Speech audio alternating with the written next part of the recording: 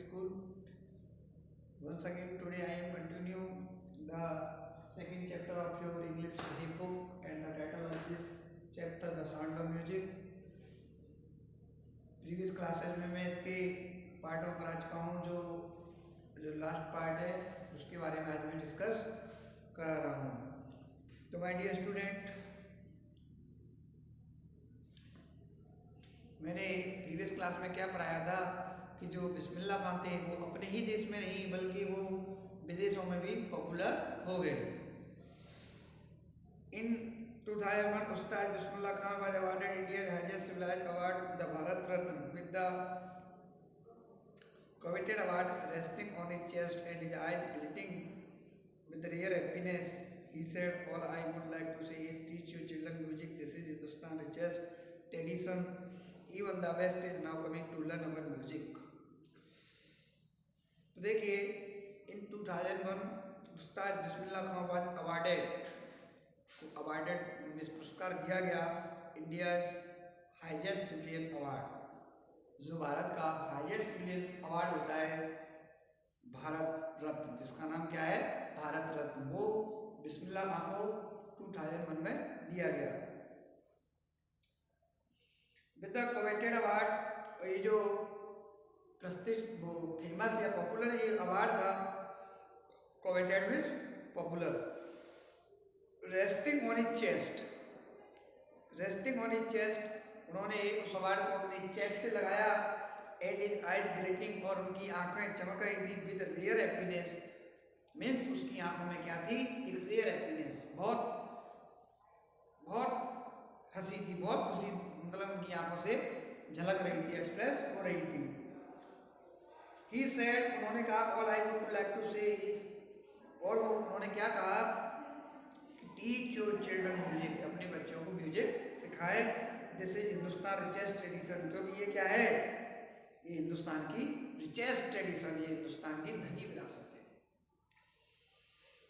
Even the best, और जो best है, बेस्ट के कंट्री है, is now coming to learn our music, वो भी हमारे संगीत को सीखने के लिए आ रही है। जो वेस्टर्न कंट्रीज हैं वो भी हमारे देश को, वो हमारे म्यूजिक को सीखने के लिए आ रहे हैं। In spite of having traveled all over the world, Khan Sahib, as he is fondly called, is exceedingly fond of Banaras and Dumrav, and they remain for him the most wonderful town of the world. A student of his once wanted him to head a Sena school in USA, and the student promised to recreate the atmosphere of Banaras by replacing the temple there, but Khan Sahib asked him if he would be able to transport river Ganga as well. Later he is remembered to have said, that is why whenever I am in a foreign country, I keep hearing to see Hindustan. While in Mumbai, I think of only Varanasi and the Holy Ganga, and while in Varanasi, I miss the Anupkai but in Dumrav. तो my dear student, वो क्या कहते हैं, in spite of having traveled all over the world, उन्होंने पूरे संसार की यात्रा करने के बावजूद भी, खान साहब, as he is fondly called, is accidentally fond of Banaras and Dumraon, वो अत्यधिक किसे लाइक करते थे, बनारस और डुमराव को। जो बनारस और डुमराव थे उनके क्या थे, फेवरेट प्लेस थे। हालांकि उन्होंने पूरे लगभग बहुत देशों की उन्होंने यात्रा की थी, लगभग ऑल ओवर द वर्ल्ड। और खान साहब एज ई फॉन्डली कॉल्ड, और उन्हें प्यार से खान साहब बुलाया जाता था, क्योंकि वो एक मुस्लिम थे। And they remain for him the most wonderful town of the world, और वो क्या कहते थे कि जहाँ पे मैं रहता हूँ, जैसे देखिए वहीं तो उनका जो चाइल्डहुड था स्पेंड हुआ था, कि most wonderful town of the world, ये संसार के मोस्ट वंडरफुल क्या है, टाउन है। Student of his once wanted him to head shehnai school in the USA, एक स्टूडेंट ने of his once wanted him, उनसे चाहा या उनसे कहा कि टू हेड ए सेनाई, कि आप हेड हो जाए ये सेनाई स्कूल। मैं यूएसए में एक स्कूल खोलना चाहता हूँ, सेनाई का स्कूल खोलना चाहता हूँ म्यूजिक वाला, जिसमें आप हेड बन जाएं। बट खान साहब ने उनसे पूछा if we would be able to transport river Ganga, sorry, at the student promise, और उस स्टूडेंट ने प्रोमिस माने वायदा किया टू रिक्रिएट, वो रिक्रिएट कर देगा द एटमॉस्फियर ऑफ बनारस, जो बनारस में एटमॉस्फियर है वो ऐसे एटमॉस्फियर को यहाँ क्रिएट कर देगा by replacing the temples there, और वहाँ के जो टेम्पल हैं उनकी क्या करेगा, copy, replacing means copy. But Khan साहब आस्क्ड हिम, लेकिन खान साहब ने उससे पूछा if he would be able to transport river Ganga as well, क्या वो गंगा नदी को भी उठा के ला सकता है? भाई तुम बनारस जैसा एटमॉस्फियर क्रिएट कर दोगे, लेकिन क्या तुम जो हमारे यहाँ गंगा नदी है जो इतनी पॉपुलर है, इतनी फेमस है, क्या तुम उसे भी ट्रांसफर कर सकते हो?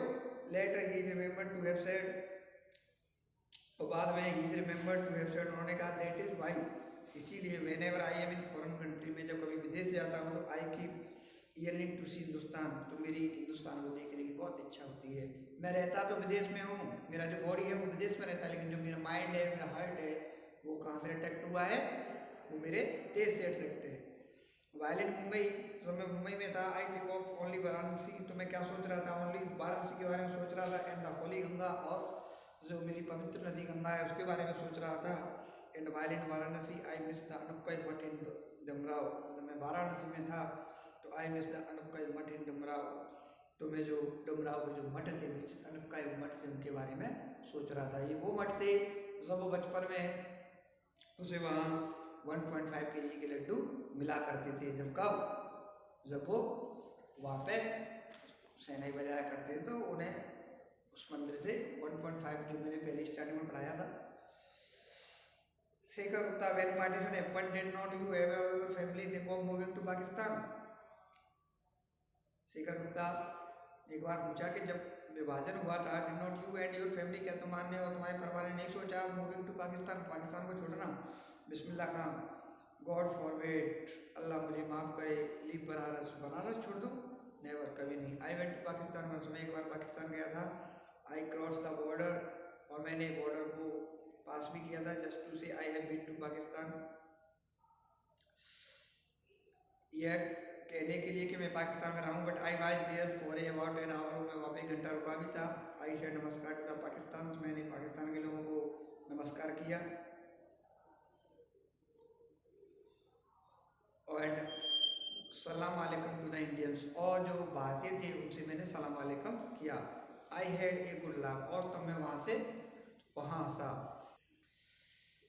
उस्ताद Bismillah Khan, life is perfect example of the rich cultural heritage of India, one that effortlessly accept that a devout Muslim like him can very naturally play the Sahnai every morning at the Kashi Vishwanath temple. देखिए, Ustad Bismillah Khan life is perfect example, जो उस्ताद बिस्मिल्लाह खान का जो जीवन था, ये perfect example, वो एक perfect example था किसका? रिच कल्चरल हेरिटेज, भारत की जो संस्कृत की धरोहर है उसका एक अच्छा उदाहरण था। One the effortlessly accept that a devout Muslim like him can very naturally play the shehnai every morning at the Kashi Vishwanath temple.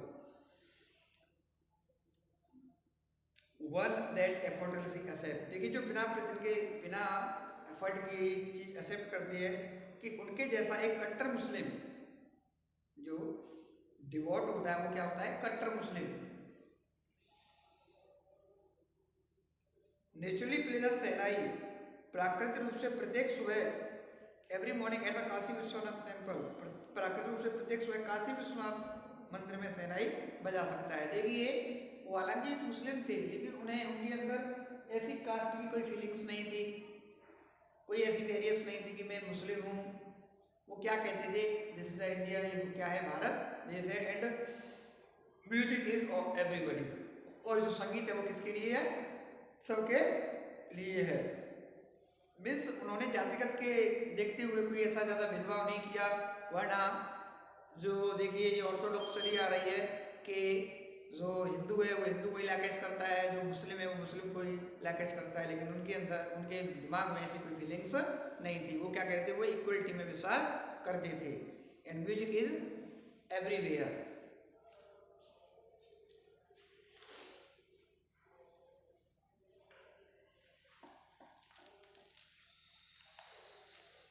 Ustad Bismillah Khan passed away on 21 August 2006 at the age of 19 after a prolonged illness. He was given a state funeral and the government of India declared one day national mourning. देखिए Ustad Bismillah Khan passed away means उनकी death हो गई कब 21 अगस्त 2006 और देखिए 2006 में 21 अगस्त में उनकी क्या हो गई डेथ हो गई एट द एज ऑफ 90। उनकी एज कितनी थी 90 आफ्टर ए प्रोलॉन्ग्ड इलनेस मतलब एक लंबी बीमारी के बाद वो बीमार थे एक लंबी बीमारी के बाद क्या हो गई उनकी डेथ हो गई। He was given A state फंडल and the government of India और एक स्टेट फंडल दिया गया and the government of India और जो भारत की जो गवर्नमेंट है declared one day of national morning उन्होंने एक दिन का शोक पूरे इंडिया में क्या किया पूरे एक दिन का शोक की घोषणा की कि एक दिन का शोक मनाया जाएगा किसमें कि जो हमारे बिस्मिल्लाह खान थे उस्ताद बिस्मिल्लाह खान एक ग्रेट सैनिक प्लेयर वाज डेड वो क्या हो चुके थे मर गए थे कब 21 अगस्त 2006। इसी के साथ ये चैप्टर आपका फिनिश हुआ। Thank you.